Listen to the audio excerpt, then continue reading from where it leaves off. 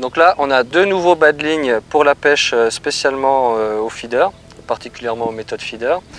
Donc ce sont des bas de ligne en fluorocarbone 20 ou 25 centièmes pour s'adapter un petit peu à l'encombrement du poste et à la taille des poissons. Donc c'est des bas de ligne de 15 cm de longueur, donc voilà, relativement adaptés à la pêche aux méthodes feeder, on va dire pour que l'appât se trouve à courte distance de l'amorçage et du feeder. Donc là on a un premier bas de ligne, donc les deux bas de ligne sont montés sur l'hameçon VMC 7016.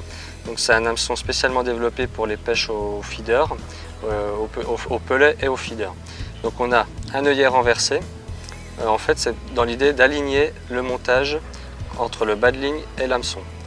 Pour pas qu'on ait d'angle qui se forme entre le bas de ligne et l'hameçon. Ensuite donc on a un montage nœud sans nœud classique avec une petite boucle et celui-ci donc il reçoit un œillet à pelet, une bague à pelet pour monter donc des pelets durs directement dessus.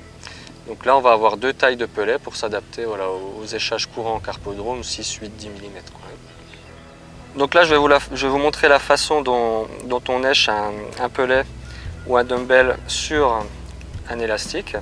Donc là je vous présente le nouvel écarteur rameau à élastique, à pelet. Donc là je mets l'élastique sur l'écarteur et là on voit que je peux tirer facilement sur l'élastique. Je prends mon pelet, ou là en l'occurrence un dumbbell, je passe l'élastique dessus et je laisse l'élastique emprisonner le dumbbell. Voilà. Et là donc j'ai mon montage. On a un deuxième montage prêt à pêcher pour les pêches aux méthodes feeder. Donc toujours 15 cm, toujours fluorocarbone 20 ou 25 centièmes. Et cette fois-ci donc avec l'hameçon VMC 7016, on a un montage classique aux cheveux. Donc simplement la petite boucle qui va permettre de venir monter là-dessus ce qu'on veut, hein, du maïs, des graines, des pelets pré-percés, des pelets mous. Voilà, on va pouvoir adapter la pêche qu'on veut en fonction de l'appât.